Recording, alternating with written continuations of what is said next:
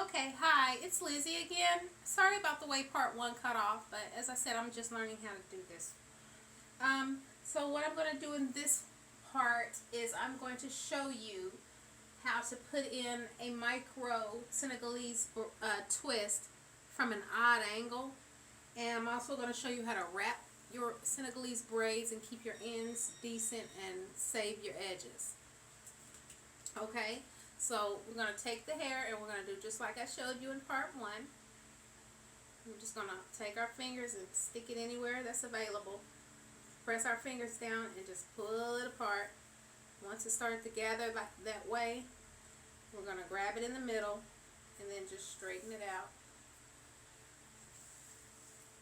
And then we're going to make sure that our ends are really nice and narrow, maybe down to 3 or 4 strands at the tips.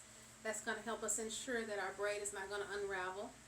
And it's going to just look like a nice, neat Senegalese twist all the way to the end. Okay?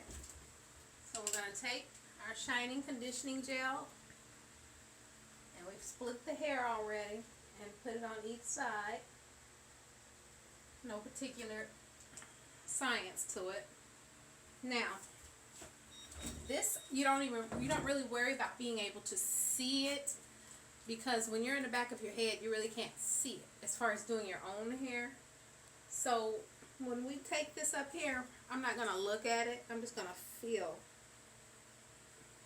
Now find the hair, and then I still take it down to the middle,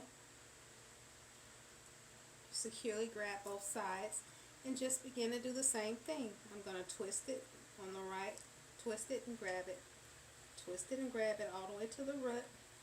When I feel it hit the base, I'm going to hold it there and go as if I'm doing a regular twist. But I'm going to grab that I already twisted and hold it tight, and I'm going to begin to twist the other side until it reaches the base of my scalp. Once it happens, I begin the twist to the right with both of them, and then cross over. Twist to the right, cross over. Twist to the right, cross over. Twist to the right, cross over. Twist to the right, cross over. Twist to the right, cross over. And then I can just speed up as I get in my flow. At some point, I want to be conscientious of how long my real hair is, because I'm going to stop and I'm going to put a little more shining conditioning gel on it, just to ensure that it all blends in. Not too much, because it'll make it too slick. You won't have much of a grip to get those Senegalese twists nice and neat. So I'm just going to twist it down.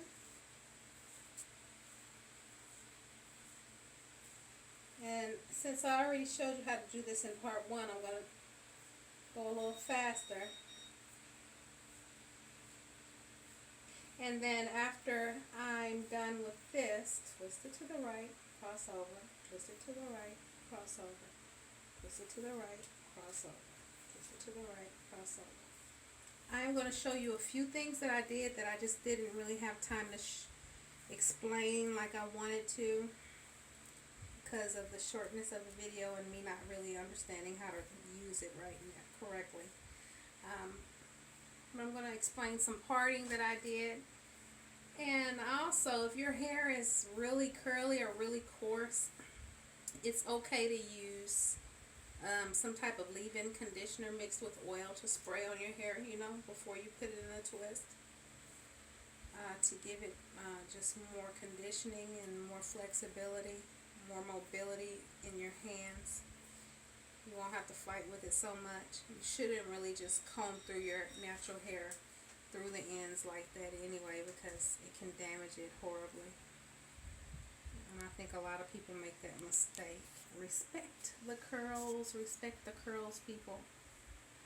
So I'm going to continue to twist to the right with both sides. See, I'm twisting to the right, both sides. And then just do a regular crossover twist. And then we're going to just wrap it. And the reason I think it's important that we wrap it is because a lot of times we get these braids and we get these so-called protected styles, but then we don't take care of them and treat them properly. For example, if I just sleep all over this, I'm gonna imagine how heavy your head is and imagine the weight force that you're putting on your edges.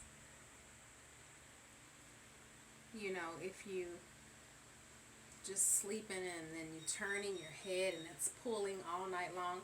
And so that type of weight on your edges can, and force on your edges can cause great damage.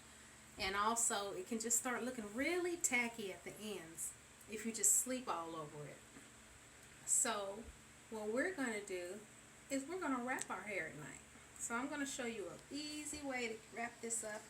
It's not that hard. I know it would seem like it because there's so much hair, but it's really not.